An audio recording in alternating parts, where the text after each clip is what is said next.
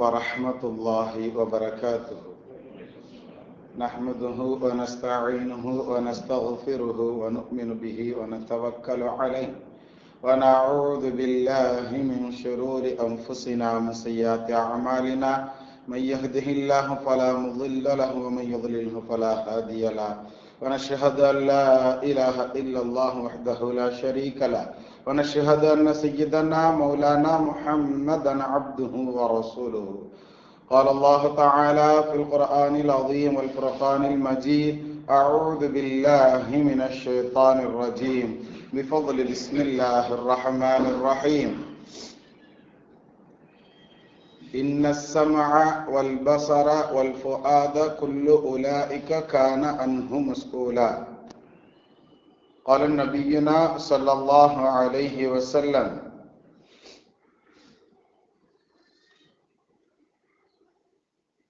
كتب على ابن آدم نصيبه من الزنا مدرك إلى آخره، وكما قال عليه الصلاة والسلام والتسليم. صدق الله المولانا العظيم، صدق النبي صلى الله عليه وسلم. رب اشرح لي صدري ويسر لي أمري واحلل عقدة من لساني يفقهوا قولي. سبحانك لا علم لنا إلا ما علمتنا إنك أنت العليم الحكيم. புகழ் அனைத்தும் அல்லாஹ்விற்கே சொந்தம்.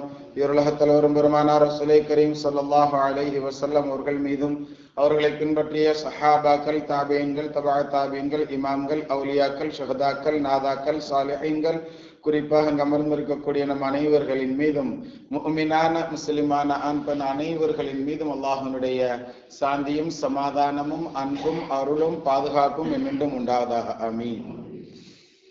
அல்லாஹ் நம் அனைவர்களுக்கும் நோயற்ற வாழ்வை தந்தருள் புரிவானாக. அவனை நினைத்து வாழக்கூடிய நல்ல முஃமின்களாக நம் அனைவர்களையும் அல்லாஹ் கபூல் செய்வானாக. அவனை சந்திக்கும் தருணத்தில் கலிமாவோடு சந்திக்கக்கூடிய நசீபை தந்தருள் புரிவானாக. லா இலாஹ இல்லல்லாஹ் முஹம்மதுர் ரசூலுல்லாஹ் என்ற கலிமாவோடு அவனை சந்திக்கக்கூடிய பாக்கியவான்களில் அல்லாஹ் நம் அனைவர்களையும் பொருந்திக் கொள்வானாக. நல்ல மனைவி மக்களை நசீபாக்கி தருவானாக. திடீர் மரணங்களை விட்டு காத்தருள் புரிவானாக. ஆஸ்பத்திரிகளுடைய செலவுகள், ஆக்சிடென்ட்களை விட்டு அல்லாஹ் காத்தருள் புரிவானாக. بحق سيدنا وآل سيدنا محمد صلى الله عليه وسلم. 1447 ஹிஜ்ரி ஆண்டு 3வது மாதமான ரபியுல் அவ்வல் மாதம் பிறை 19 ஜுமாவிலே நாம் அமர்ந்திருக்கிறோம். இந்த ஜுமாவினுடைய அனைத்து நலன்களையும் அடைந்து கொண்ட நல்லவர்களாகவும் நாம் அனைவர்களையும் அல்லாஹ் பொருந்திக் கொள்வானாக. ஆமீன். கண்ணியமானவர்களே, சமீபத்துல 2-3 நாட்களாக நடைபெற்று வரக்கூடிய செய்திகளை நாம் எல்லாம் அறிவோம். பக்கத்து நாடாக இருக்கக்கூடிய, முதல் நம்ம நாடோடு சேர்ந்து இருந்த, இப்பொழுது தனி நாடாக இருக்கக்கூடிய, அண்டை நாடாக இருக்கக்கூடிய நேபாளம் தானே? ஆமா, நேபாளம் எந்த அளவிற்கு உண்டான ஒரு சூழ்நிலைகளை சந்தித்து கொண்டு இருக்கிறது. ஆரம்பத்துல அரசராட்சி அப்படின்னு சொல்லி நடைபெற்று கொண்டு வந்தது ரொம்ப காலமாக. 2008 இருந்து என்ன செஞ்சுட்டு இருக்கிறாங்க, இது மாதிரி எலெக்ஷன் வச்சு தேர்ந்தெடுத்தாங்க. இப்போ சமீபத்துல நாம் எல்லாம் அறிந்த செய்திகளில் ஒன்று என்ன அப்படின்னு சொன்னா, அந்த நாட்டினுடைய அதிபர், பிரதமராக இருந்தவர் நாட்டை விட்டு ஓடிட்டாரு. அதே மாதிரி அந்த நாட்டினுடைய ஒவ்வொரு மினிஸ்டர்களையும் பிடிச்சு அடிச்சு மக்கள் படுத்தக்கூடிய பாடுகள், மக்கள் செய்யக்கூடிய விஷயங்களை எல்லாம் நாம் சமூக வலைதளங்களில் பார்த்து கொண்டு தான் இருக்கிறோம். சமீபத்துல கூட ஒரு மந்திரி என்ன செஞ்சிருக்கிறாங்க, அடிச்சு ஆத்துல தள்ளி விட்டதெல்லாம் நம்ம வீடியோக்கள்ல பார்த்து கொண்டு இருக்கிறோம். இது என்ன காரணம் அப்படின்னு சொல்லி நம்ம முழுவதுமாக போய் பார்த்தோம்னு சொன்னா, தமிழ் திசை அப்படிங்கக்கூடிய பிபிசி செய்தி, ஒரு தமிழ்ல செய்தி சொல்லக்கூடிய ஒரு இதுல விஷயங்களை தெளிவாக, எந்த அளவு தெளிவா சொன்னாலும் அந்த நாட்டினுடைய விஷயத்த அந்த நாட்டினுடைய அரசாங்கம் வெளிக்கொண்டு வந்தா தான் உண்டு, தெளிவான முறையில சொன்னா.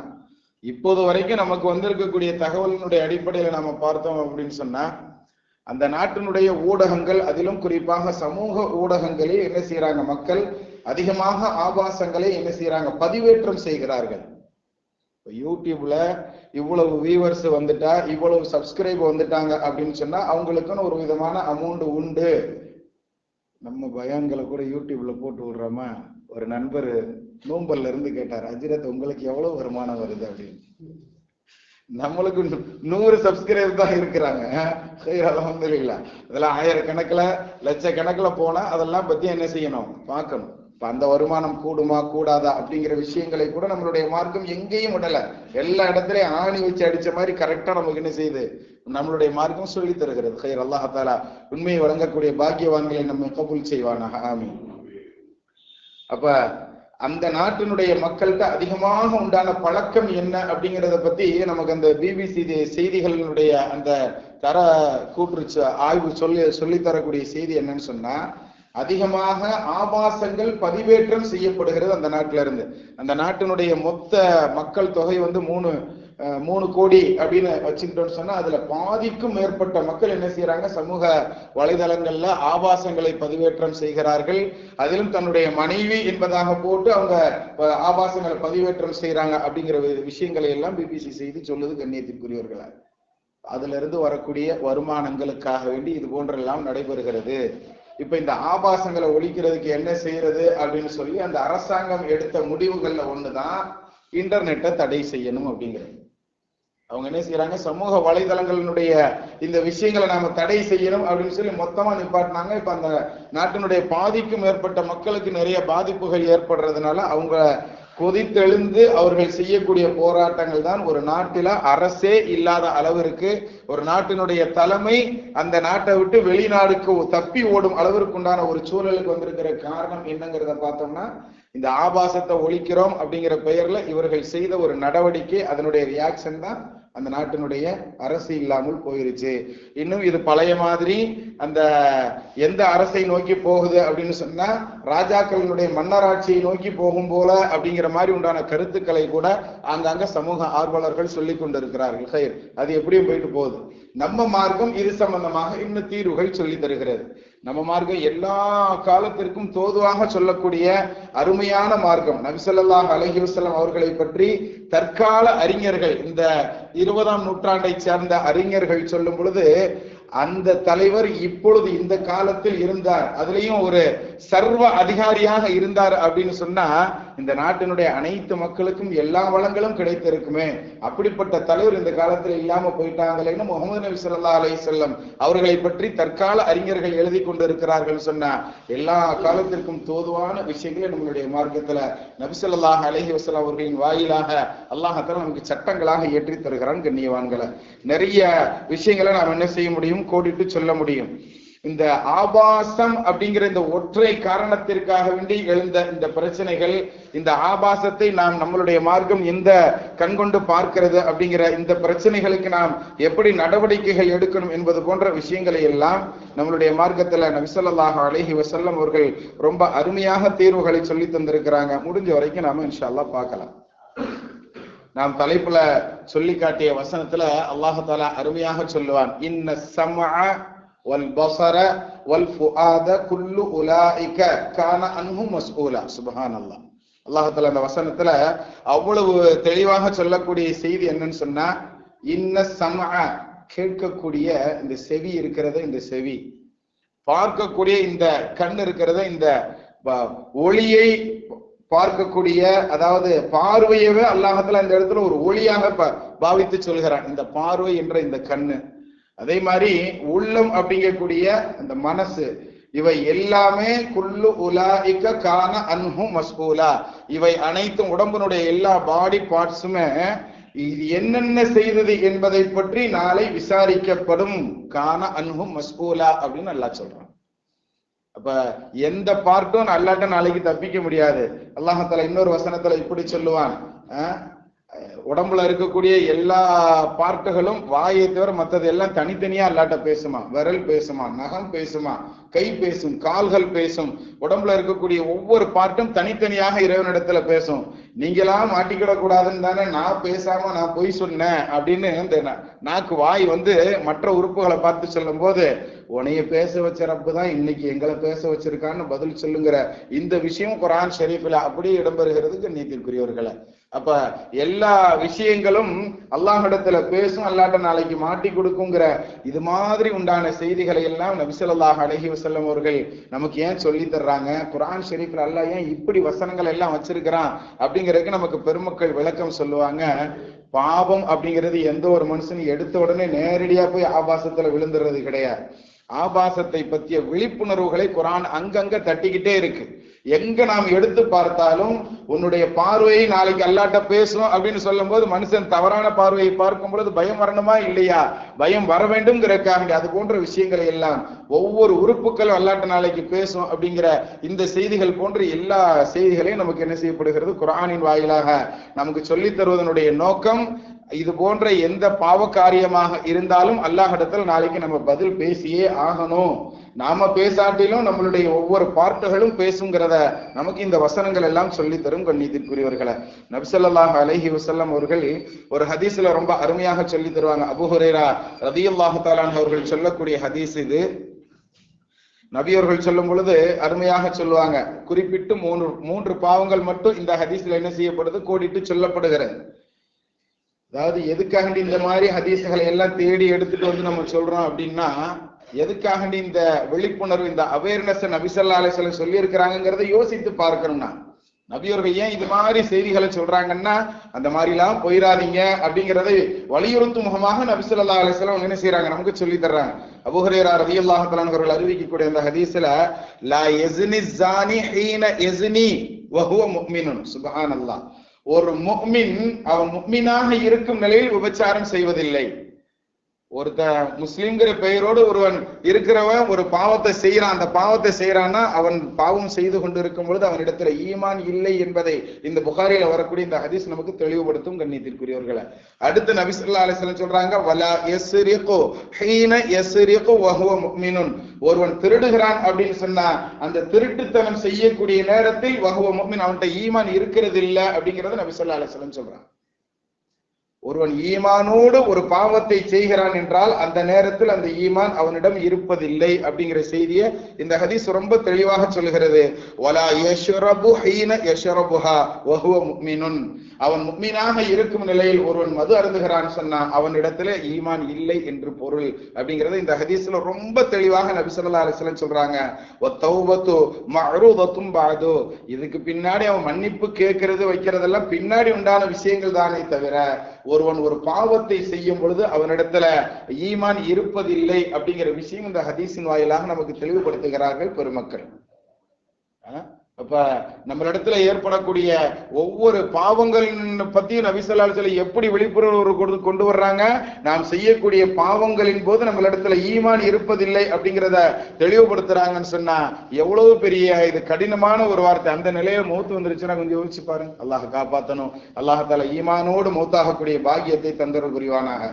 ஒரு ஹதீஸ்ல நபி ஸல்லல்லாஹு அலைஹி வஸல்லம் அவர்கள் இப்படி சொல்லுவாங்க, வல் ஆகிபத்து லில் முத்தகீன். அல்லாஹ் குர்ஆன்ல சொல்லக்கூடிய வசனங்களில் ஒன்றும் கூட வல் ஆகிபத்து லில் முத்தகீன், இறுதி நல்ல முடிவு அப்படிங்கிறது இந்த மாதிரி நேரங்களில் தன்னை திருத்தி கொள்ளக்கூடிய அந்த முத்தகீன்களுக்கு தான் உண்டு. தக்வா அப்படின்னு சொன்னா நான் ஏற்கனவே சொல்லி இருக்கிறேன். இறையச்சம் அப்படிங்கிறது, இறை பயம் அப்படிங்கிறது என்னன்னு சொன்னா, குறைஞ்சபட்சம் அல்லாஹ் நம்மளை பார்த்துக்கிட்டு இருக்கிறானேன்னு ஏதாவது ஒரு பாவத்துல இருந்து நம்மளை நீக்கிக்கிறோம் பாருங்க, இதற்கு பெயர் தான் தக்வா. இந்த தக்வா உள்ளவர்களுக்கு தான் இறுதி நல்ல முடிவு அப்படிங்கிறது கிடைக்கும்ங்கிறத நமக்கு குர்ஆன் ஷரீஃபும் சொல்லும், ஹதீஸுகளும் சொல்லும். கண்ணியத்திற்குரியவர்களே, அதனால தான் இது போன்ற செய்திகளை எல்லாம் நபி ஸல்லல்லாஹு அலைஹி வஸல்லம் என்ன செய்யறாங்க? அங்கங்க தட்டுறாங்க. எந்த மனிதனும் பாவம் செஞ்சிடக்கூடாதுங்கிறதுல நபி அவர்கள் எவ்வளவு ஒரு விழிப்புணர்வாக ஆரம்பத்துல கொஞ்சம் கொஞ்சமா இது மாதிரி உண்டான விஷயங்களை எல்லாம் சொல்லித்தான் மக்கள் என்ன செய்யறாங்க? நபி ஸல்லல்லாஹு அலைஹி வஸல்லம் பக்குவம் பண்றாங்க. எடுத்த உடனே இன்டர்நெட்டை தடை செஞ்சுட்டு ஆட்சியை இழந்து கொண்டிருக்கக்கூடிய இப்படிப்பட்ட ஆட்சியாளர்கள் அல்ல நபி அவர்கள். சிறிது சிறிதாக ஆயிஷா அவர்கள் சொல்லக்கூடிய ஒரு ஹதீஸ்ல, ஆரம்ப காலங்களில் விபச்சாரத்தை கூட இப்ப எப்படி ரெட் லைட்னு வச்சிருக்கிறானோ அது மாதிரி அந்த காலங்கள்ல வீடுகளில் கொடியேற்றி வைத்துக் கொண்டு தயார் அப்படின்னு சொல்லும் அளவிற்கு உண்டான அதை ஆகமாக்கி வைத்து அந்த பெண் இவரு தான் இந்த பிள்ளைக்கு தகப்பன் யாரை கை காட்டுறாலோ அதை ஏத்துக்கிட்டு தான் ஆகுங்கிறது போன்று உண்டான அனுமதியான விபச்சாரங்களை எல்லாம் கொண்டிருந்த அந்த காலங்களில் நபி ஸல்லல்லாஹு அலைஹி வஸல்லம் எல்லாத்தையும் தடை பண்ணாங்க. எல்லாத்தையும் தடை பண்ணாங்க. எப்படி அருமையா கொஞ்சம் கொஞ்சமா நிக்கினாங்க. காபத்துல்லாவை தவாப் செய்யறோம் இல்லையா? உம்ராக்கு போறவங்கனாலும் சரி, ஹாஜிகளாக இருந்தாலும் சரி, போறவங்க தவாப் காபத்துல்லாவை சுத்தணும். அந்த சுத்துறதுக்கு பெயர் தவாப் அப்படின்னு சொல்லுவோம். 7 தடவை சுத்தி வந்தோம்னா ஒரு தவாப் அப்படின்னு அர்த்தம். ஒரு தடவை சுத்திட்டாலே ஒரு தவாப்னு நினைச்சுக்கிட கூடாது. கைர் அல்லாஹ் தஆலா அந்த தவாஃபினுடைய ஹஜ் உம்ரா செய்யக்கூடிய நசீபை நமக்கு தந்தருள் புரிவானாக. ஆமீன். அந்த தவாஃபு சுத்தும் போது காபத்துல்லாவை சுத்தி வரும்போது ஆதி காலங்கள்ல இப்படியும் இருந்துச்சான். தங்களுடைய ஹாஜத்துகள், தங்களுடைய நாட்டங்கள் நிறைவேறணுங்கிறதுக்காண்டி சிலர்கள் இப்படி நேர்ச்சை பண்ணுவாங்களாம்.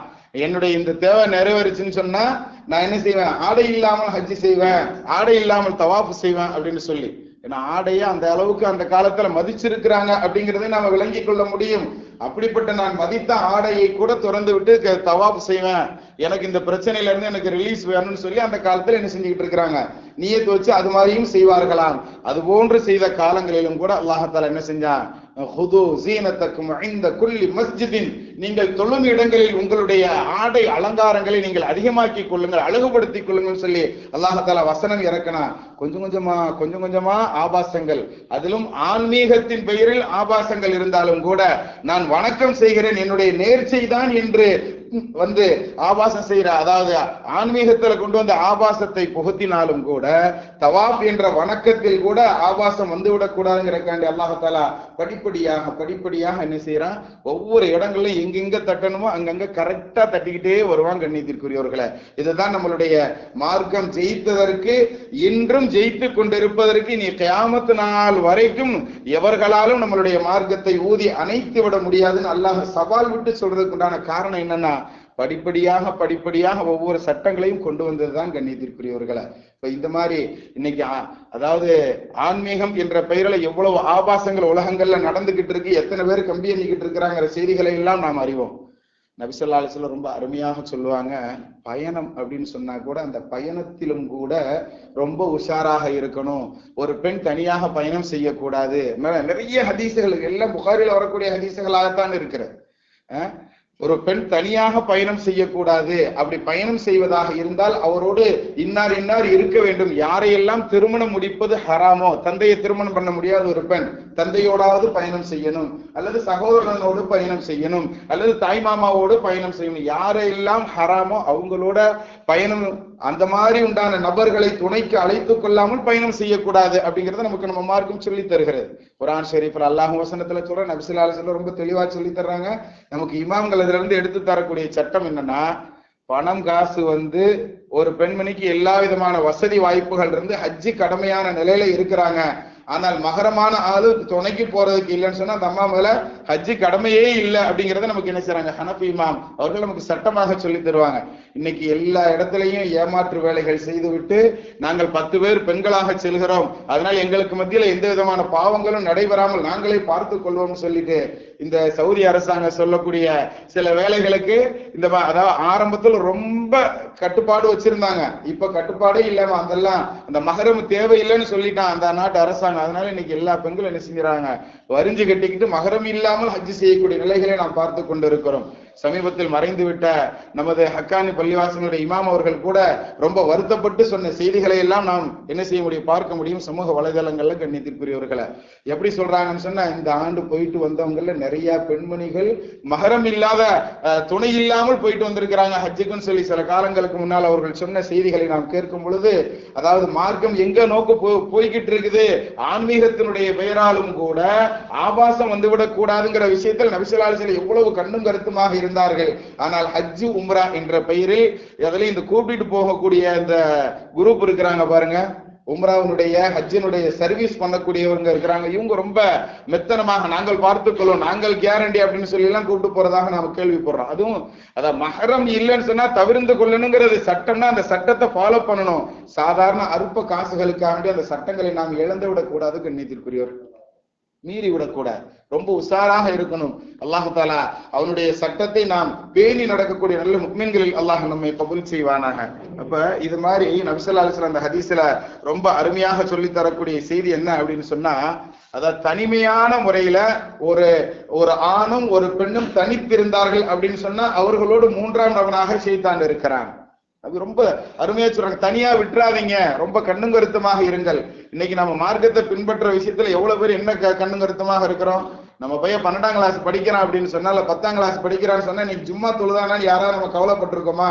அவனுடைய நம்ம சேர்த்து இருக்கிற ஸ்கூல்ல ஜும்மா தொழுகைக்கு உண்டான ஏற்பாடுகள் இருக்குதா? அவன் படிக்கிற காலேஜில் ஜும்மாவினுடைய விஷயத்தை பேணுதலாக இருக்கிறானாங்கிற விஷயத்துல நாம் என்ன கவனமாக இருக்கிறோம்?